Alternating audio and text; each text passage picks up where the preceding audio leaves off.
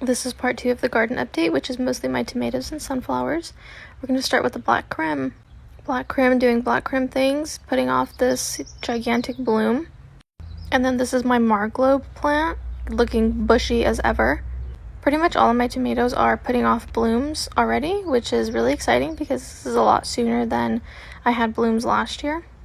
And then while I was at the garden center, I also got more tomatoes because if you've seen my last garden update, my Sweet Millions were not looking good, so I bought another one.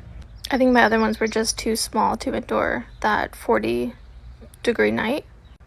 And even these are starting to put off blooms already, little tiny ones. Also, I added mulch to all of my buckets, all of my containers, all of my beds, if you noticed.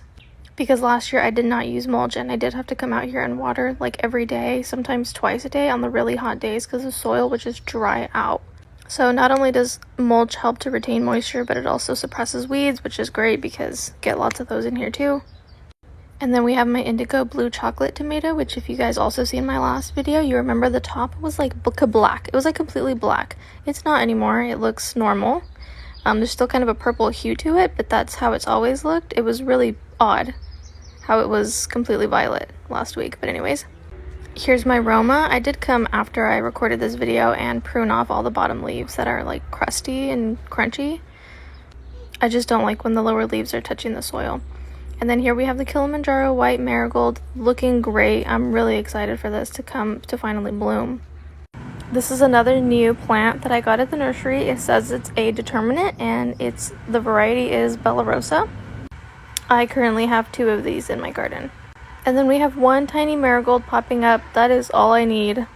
This is the infamous Black Beauty. All my plants are getting pretty tall already, so I'm starting to tie them to the stakes just using this green elastic like tie material. And for the first couple ones at the base, I tie them pretty loosely because the stem will get thicker and I want it to have room to grow. And I don't want it to be like suffocating down the line. Now for the sunflowers, here is my Goldie Honey Bear and then my Queen Violet sunflower. They're still in the early stages, but I hope to see these grow pretty tall. Now here we have 2 tomato plants. I have a Roma, a Marglobe, a Bella Rosa, and then 2 peppers. This Roma is actually my worst looking plant, yet it's putting off the most blooms. Some of the flowers are even dropping, so I'm guessing my first tomato of the year is going to be a Roma. Which, like I said, this is really early compared to last year. I didn't even get blooms until May. I don't think I was developing tomatoes until May. So that's the Bella Rosa. And then my 2 Guajillo chiles. This is my Chinese 5 color. And some of my carrots.